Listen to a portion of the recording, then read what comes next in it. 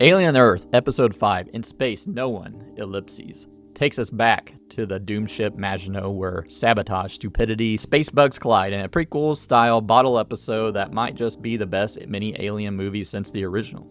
Yep, the crew makes every bad decision possible, and somehow it's glorious.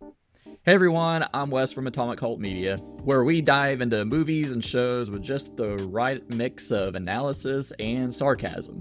If you're into alien lore, TV breakdowns, and watching smart people make dumb choices in space, you're in the right place. So episode 5 pulls us back to the Maginot and rewinds time. Classic TV flashback move. Only instead of explaining too much, Noah Hawley actually makes it feel like a full-on alien movie. We get crew drama, sabotage, facehuggers, bug infestations, and a reminder that Mother still thinks humans are basically staplers with lungs. First, we have Species 19, the tick. In episode 5, we see its cunning behavior on full display. It doesn't just sit in a cage and wait to be studied, it distracts Chibuzo, drawing her attention away just long enough for another specimen to unlatch its container and escape. This tells us Species 19 is not just a mindless parasite, it's coordinated, deceptive, maybe even capable of strategy. And this is where the real nightmare fuel starts, its reproduction. We learn this species can excrete tadpole-like larvae straight out of its thorax, and these little horrors can survive in water. Once inside the host, these larvae latch into the veins and arteries, siphoning blood from the inside until they're ready to emerge. Imagine a leech combined with a chestburster, and when Rahim and Chibuzo try to interfere, the tick unleashes its trump card, a cloud of poison gas. This isn't just toxic, it's horrifyingly specific. It makes humans bleed from their eyes while suffocating. The show doubles down on the theme that these creatures aren't only predators, they're weapons.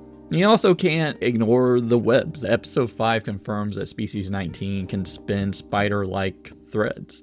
We don't see exactly what the webs are for, maybe trapping prey, maybe nesting, maybe even a form of communication, but the fact that weave structures suggest a level of planning or even architecture that's way more sophisticated than random parasite. Now my homeboy, the T-Oculus, the MVP of season 1. This one's fascinating. It isn't just dangerous, it's intelligent, curious, and maybe even empathetic. Visually, it's grotesque. One of the most grotesque designs Alien Earth, a floating eyeball with multiple pupils carried by tentacles. And we know what it does. It burrows into a socket and hijacks the optic nerve, basically turning whatever the host is into their puppet. And what makes it stand apart from other species, though, is how it behaves once it's inside. It doesn't just use the host as a meat puppet, it thinks through them, it adapts, it problem solves. I mean, hell, it escapes without the help of the saboteur. Only the absolute incompetence of the medical officer. And once it controls Schmuel, it doesn't just escape, it fights. And not just anyone, it actively engages with the adult xenomorph, which was awesome. It was really cool to see a xenomorph fight another alien that wasn't a predator. And kind of struggling and freaking out, like this thing just latches onto it and it's like wiping at it, but you know, the xenomorph doesn't have exposed eye sockets, so checkmate, I guess. But it was really cool and kind of insane because every creature in the Alien universe either avoids xenomorphs or becomes their prey. But here we have a species that's bold enough to square up against one. That suggests either desperation or something bigger. I think T-Oculus is going to play major into the final episodes. And it's kind of creepy because before that fight, I mean, T-Oculus was actually trying to warn Chibuzo or trying to distract her when the ticks were escaping. So people have been questioning, is T-Oculus an ally? Let me know down in the comments below where you think T-Oculus stands. But let's get into the crew real quick. As always, Babou Ceesay as Morrow is one of the major highlights, aside from Kirsch, in this series. We found out that he had a daughter, he went on to this ship for 60 some years, but 8 years into his trip, his daughter died. And you find out at the end of the episode that he was actually adopted by the elder Yutani, who is now dead, and her granddaughter is in charge now. So Morrow isn't just a villain anymore. He is someone we are sympathizing with. That's why he's asking for Boy Cavalier, because he heard the call that Boy Cavalier sabotaged the ship. He basically has nothing to live for except for this mission that he swore himself to. And the connection to Yutani makes that make a little bit more sense. He's just not like a corporate bootlicker. Yeah, Zaverni and Bronski, who Bronski was the captain of the ship. He gets face hugged and the chest burster eventually comes out of him due to some sabotaging. They slept with each other in the past. She's got a connection to him. She becomes captain after he's incapacitated, but she doesn't do a great job with it, which Morrow eventually takes over at the end. Romance in space, it goes about as well as you'd expect. And Chibuzo, the medical officer, probably one of the most incompetent characters in the Alien franchise. And that's saying a lot with Prometheus. I don't know if there was a Darwin Award that they gave out in space, she'd win hands down. And it does take me out a little bit seeing these people just be incredibly dumb.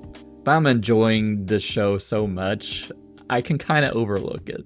And Teng, he felt like a Ash type synthetic, and I thought in the first episode that they said he was synthetic, but apparently he's just an extra creepy human? I don't know, let me know what you think. Was Teng human or synthetic? It says he reacted that way to the xenomorph after it killed him. We didn't see the aftermath.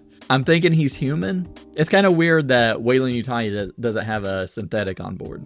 And director Noah Hawley balances horror with corporate nihilism, proving that, yes, executives will risk everything for a petri dish full of parasites. I mean, the ship Maginot is named after France's failed World War II defense line, a giant reminder that walls don't work when people are idiots inside them. Before we dive into episode 6 theories, maybe hit the like button and subscribe if you're enjoying this video so far, if you like these breakdowns.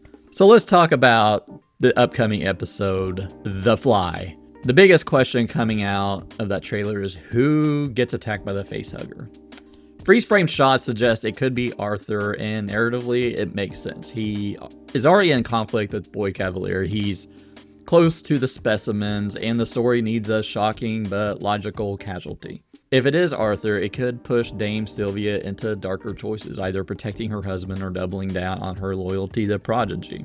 And there is a shot of Arthur, I believe it's Arthur, on the raft that they're trying to smuggle out of the island. The promo also shows Wendy continuing to sympathize with the aliens, even hinting that she doesn't want to leave the facility.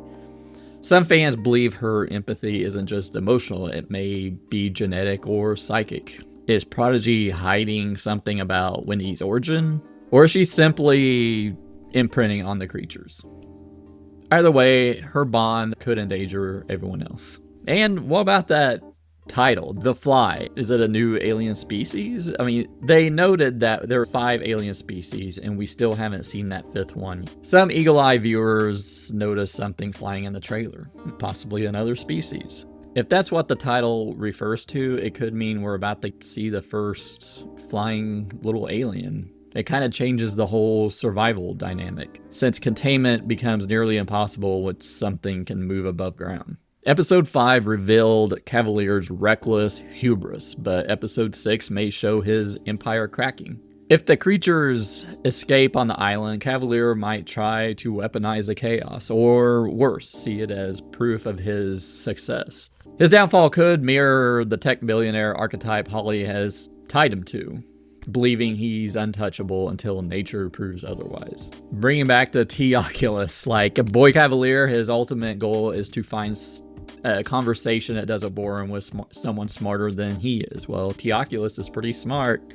Well, according to Kirsch, it's very intelligent, so I see that as some ultimate foreshadowing. Given how episode 5 functioned like a mini alien movie, episode 6 might serve as a pivot into the endgame of season 1. Theories suggest Prodigy's base won't survive intact. If hybrids, Xenos, and a flying strain are all loose, The Fly could be the episode that shatters containment and ensures Earth will never be the same again.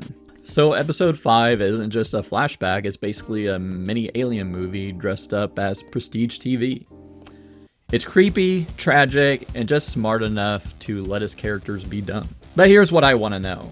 Do you think episode 5 is the best alien entry since Aliens? Did the subversions land for you, or did you want to see a full chestburster dinner scene? And what are your theories on the next episode, The Fly, and for the rest of the season, or how it'll end? If you enjoy this breakdown, let me know by hitting that like button. You can come here for my Alien Earth playlist and all the other videos I've done on it, and click here to subscribe. Because in space, no one can hear you scream, but on YouTube, engagement keeps us breathing.